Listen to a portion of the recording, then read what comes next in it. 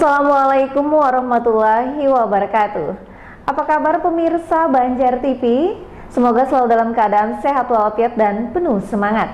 Senang sekali saya menjumpai Anda kembali, kali ini dalam Lintas Banua Sepekan, edisi Minggu 28 Juni 2020. Sederet peristiwa penting dan menarik selama sepekan ini akan kami hadirkan ke hadapan Anda. Bersama Selianti Rizni, inilah dia Lintas Banua Sepekan selengkapnya.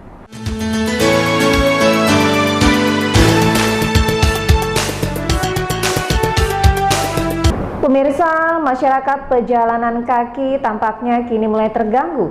Penyebabnya lantaran sepekan terakhir banyaknya puing baliho bandu atau papan reklame berukuran besar yang ditumpuk di pedestrian Jalan Jenderal Ahmad Yani, Banjarmasin. Sementara itu, Komisi 1 DPRD Banjarmasin, Suyato, mengingatkan jika bekas bongkaran konstruksi reklame atau baliho bando itu dibiarkan berlarut-larut, diperkirakan akan berdampak terhadap keselamatan pengguna jalan dan arus lalu lintas di kawasan tersebut. Pedestrian yang dilengkapi trotoar dan bangku hingga lampu taman sejatinya disediakan untuk suasana nyaman bagi masyarakat pejalan kaki. Tampaknya kini mulai terganggu. Penyebabnya lantaran sepekan terakhir banyak puing baliho bando atau papan reklame berukuran besar yang ditumpuk di pedestrian di Jalan Jenderal Ahmad Yani, Banjarmasin. Ini menyusul dilakukannya pembongkaran oleh Satpol PP karena izinnya dianggap sudah kadaluarsa sejak tahun 2018 silam. Kondisi tersebut tentu menuai kritik sejumlah masyarakat yang sering beraktivitas di kawasan tersebut lantaran keberadaannya mengganggu para pejalan kaki di trotoar.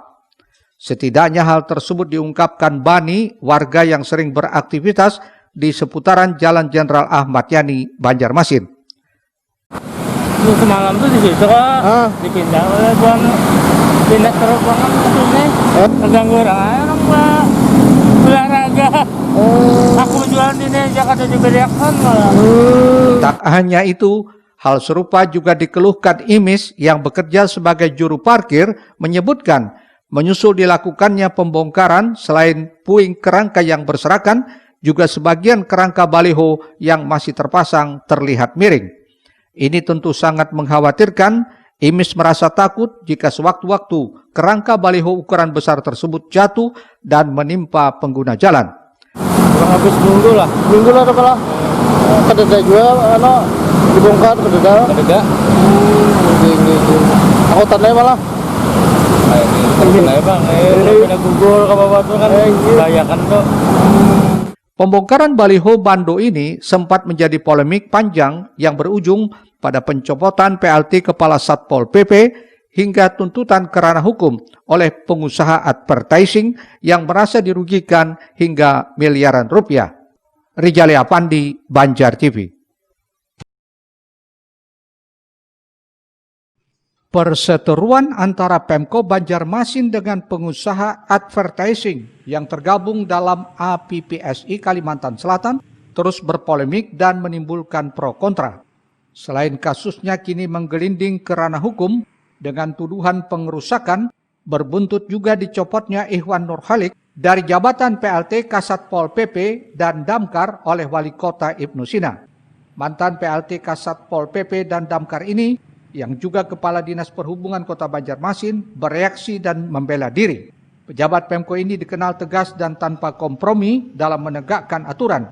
Dengan tegas menyatakan aksi pencopotan panel dan kerangka baliho bando tersebut merupakan tindakan penertiban yang sudah sesuai aturan. Ketua Komisi 1 DPRD Kota Banjarmasin, Suyato, yang menurutnya izin pemasangan bando reklame tersebut sudah berakhir sejak tahun 2018 silam. Karena izinnya sudah habis dan tidak diberikan lagi perpanjangan, maka sah-sah saja jika baliho itu harus dibongkar. Sebelum dari Pol PP ini bertindak, waktu pas diturunkan, harusnya dari pihak asosiasi itu sudah harus ada berkoordinasi dengan pihak pemerintah kota, ya kan? Karena izin dari baliho itu kan sudah tidak diperbolehkan lagi dari semenjak tahun 2018. Kalau misal dari 2018 itu sudah tidak ada izin lagi, harusnya itu baliho yang ada di tengah jalan itu yang begitu besarnya itu harusnya itu sudah dibongkar.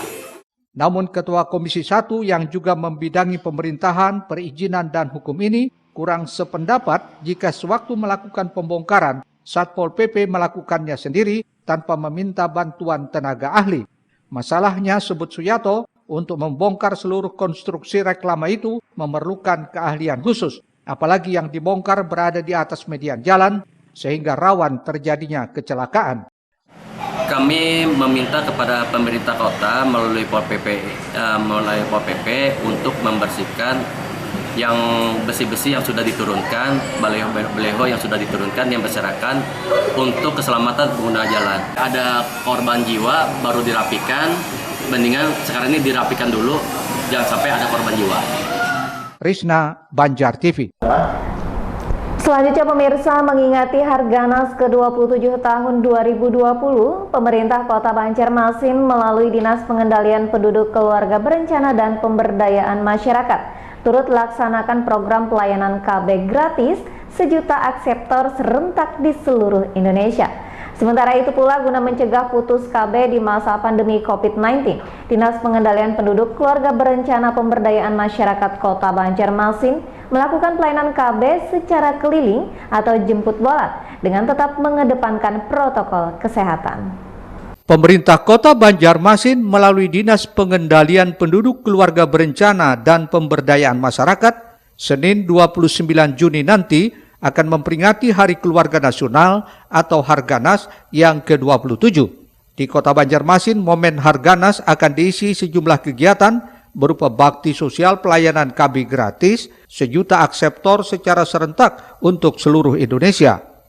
Kepala Bidang KB saat ditemui di ruang kerjanya menyatakan, momen Harganas ke-27 pelayanan KB serentak akan difokuskan seluruh jenis KB baik implan, IUD, pil, suntik, dan kondom. Untuk implan dan IUD, targetnya 250 akseptor, suntik 600 akseptor, serta pil dan kondom 8.250 akseptor. Yang disasar bahwa pada tanggal 29 Juni, insya Allah kita melayakan pelayanan KB serentak, baik itu implan, IUD, pil, suntik, dan kondom.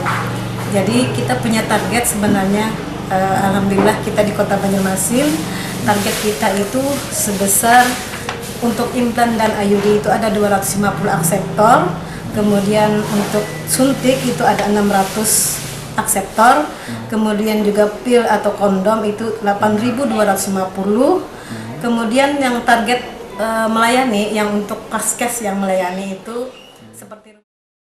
Mengingat masih dalam masa pandemi COVID-19, untuk bisa memaksimalkan program tersebut, pelayanan KB akan dilakukan di beberapa tempat, seperti di Balai Kota, BKKBN Kalsel, Balai KB Kecamatan Banjarmasin Barat, dan Utara.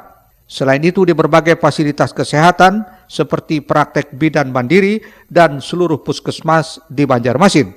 Sebelum melakukan pelayanan KB gratis serentak, rencananya pada peringatan Harganas ke-27 ini, akan diawali dengan seremoni diikuti peserta terbatas dan juga dihadiri Wali Kota Banjarmasin Ibnu Sina serta Ketua Tim Penggerak PKK Kota Banjarmasin. Muhail, Banjar TV. Kita beralih ke segmen lainnya. Peringatan Hari Anti Narkotika Internasional HANI 2020 diperingati oleh BNNP Kalsel secara virtual bersama Wakil Presiden RI. Kali ini mengusung tema hidup 100% di era new normal, sadar, sehat, produktif, dan bahagia tanpa narkoba. Sementara itu DPRD Kota Banjarbaru mendukung penuh usaha BNN dan unsur lainnya dalam hal memerangi penyalahgunaan narkoba di Kota Banjarbaru yang merupakan kawasan lintasan dari berbagai daerah. Puncak peringatan Hari Anti Narkotika Internasional yang digelar Badan Narkotika Nasional Provinsi Kalsel Jumat 26 Juni 2020 tampak berbeda dari tahun sebelumnya. Pasalnya peringatan yang berlangsung di kantor BNNP Kalsel tersebut hanya dihadiri undangan dari Forkopimda dan jajaran karyawan BNNP Kalsel. Menurut Kepala BNNP Kalsel, meski peringatan kali ini dilakukan secara virtual, namun tak mengurangi tekadnya untuk terus memberantas penyalahgunaan narkoba di daerah ini. Terlebih melalui tema yang diusung yakni hidup 100% di era new normal, Kepala BNNP Kalsel mengajak masyarakat untuk terus menjaga hidup sehat tanpa narkoba. Dengan tema Hani yaitu hidup 100%. Namanya hidup 100% itu ya hidup betul-betul sehat. Sehat 100% dalam arti jasmani rohani. Termasuk kita terbebas dari COVID-19, ya kan? Dan bebas narkoba. Karena terus terang saja bahwa salah satu pemicu daripada COVID-19 ini adalah narkoba. Karena pemakai narkoba ini. Ya, karena akan menurunkan imunitas dari badan kita. Sejauh ini penyalahgunaan narkoba di Kalimantan Selatan juga terbilang menurun. Pasalnya saat pandemi ini banyak pemeriksaan yang dilakukan oleh petugas terutama ketika PSBB berlangsung. Sementara itu pada peringatan Hani tahun ini, pihaknya juga mendapat arahan dari Kepala BNN Pusat bahwa ancaman terbesar bonus demografi adalah narkoba. Untuk itu generasi muda terutama di Kalimantan Selatan diharapkan dapat membentengi dirinya dari penyalahgunaan narkoba maupun penyakit lainnya seperti COVID-19 yang saat ini sedang mengancam. Muhail, Banjar TV. Kasus penyalahgunaan narkoba di kalangan masyarakat harus diatensi secara bersama-sama. Terlebih banyak penyalahguna adalah mereka yang berada di rentang usia produktif.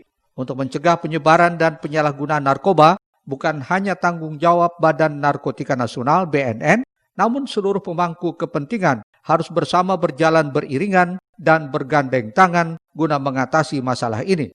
Karenanya DPRD Kota Banjarbaru mendukung penuh usaha BNN dan unsur lainnya dalam memerangi penyalahgunaan narkoba di Kota Banjarbaru yang merupakan kawasan lintasan dari berbagai daerah.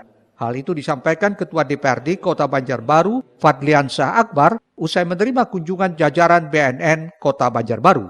Menurut Fadliansyah Akbar, soal penanggulangan penyalahgunaan narkoba adalah kewajiban bersama, termasuk DPRD Kota Banjarbaru sebagai lembaga legislatif, baik secara pribadi maupun kelembagaan. Dirinya mendukung agar Banjarbaru aman dan terhindar dari penyalahgunaan narkoba. Sewaktu-waktu akan memantau langsung kondisi Kota Banjarbaru, baik siang maupun malam hari. Dari pengalamannya provinsi sampai ke kotanya itu banyak pengalaman yang bisa kita saling bersinergi antara Dewan, BNN dan eksekutif dalam memerangi narkoba. Saya yakin insya Allah di tangan Pak Yanto Suprinto, Ketua PLT BNN bisa membawa perubahan yang lebih baik lagi khususnya untuk penanganan narkoba di Kota Banjarbaru ini. Dari track record beliau sudah cukup mumpuni lah dalam penanganan narkoba dan harapkan bisa diimplementasikan di Kota Banjarbaru sebagai. Berbagai upaya pencegahan penyalahgunaan narkoba seperti kegiatan sosialisasi bagi keluarga korban penyalahgunaan narkoba dan bukan terlibat jaringan pengedar dipersilakan untuk datang ke BNN untuk direhabilitasi. Rismana, Banjar TV. Pemirsa, terhitung 1 Juli ini, pembayaran tagihan penggunaan air bersih PDAM Banjarmasin akan dialihkan ke loket pembayaran dalam jaringan dan tidak lagi dilayani di kantor utama. Namun demikian bagi pelanggan yang memiliki tunggakan, tetap diminta untuk melakukan pembayaran di kantor pusat PDAM Banjarmasin di Jalan Jenderal Ahmad Yani, kilometer 2 Banjarmasin. Mengingat hingga saat ini penyebaran virus corona atau COVID-19 di Kota Banjarmasin belum ada tanda-tanda melandai. Sesuai himbauan pemerintah yakni menegakkan protokol kesehatan seperti cuci tangan, menjaga jarak agar tidak terjadi kerumunan massa. Terhitung mulai 1 Juli mendatang, PDAM Banjarmasin akan mengalihkan pembayaran tagihan rekening air ke loket pembayaran yang sudah menjalin kerjasama dengan PDAM Banjarmasin. Menurut Supervisor Humas PDAM Banjarmasin, sejauh ini sudah ada 13 gerai atau loket yang sudah bisa bekerja sama melakukan pembayaran tagihan air bersih. Di antaranya kantor bantu PDAM yang tersebar di beberapa wilayah, kantor pos, Koperasi Indonesia, Tokopedia, Alfamart maupun Channel Bank yang ada di Banjarmasin. Namun demikian bagi pelanggan yang memiliki tunggakan, tetap diminta untuk melakukan pembayaran di kantor pusat PDAM Banjarmasin di Jalan Jenderal Ahmad Yani, kilometer 2 Banjarmasin. Bahwa terhitung tanggal 1 Juli di kantor utama atau kantor pusat PDAM Banjarmasin di Ayani tidak menerima pembayaran yang 1 bulan berjalan. Jadi 1 bulan berjalan akan diminta untuk membayar di beberapa gerai-gerai, di beberapa PPOB, e-commerce, umpamanya di Tokopedia, Bukalapak, dan Shopee, serta channel-channel bank. Hampir semua bank sudah ada di Kota Banjarmasin. Sedangkan yang 2 bulan atau ke atas itu tetap dilayani di PDAM Banjarmasin di kantor. Melalui upaya ini, Wahid berharap dapat membantu pemerintah dalam menekan atau memutus mata rantai penyebaran COVID-19 di wilayah Kota Banjarmasin. Muhail, Banjar TV. Pemirsa, akan kita simak bersama ruang kelas di SMPN 1 Banjarmasin rusak parah. Tetaplah bersama kami.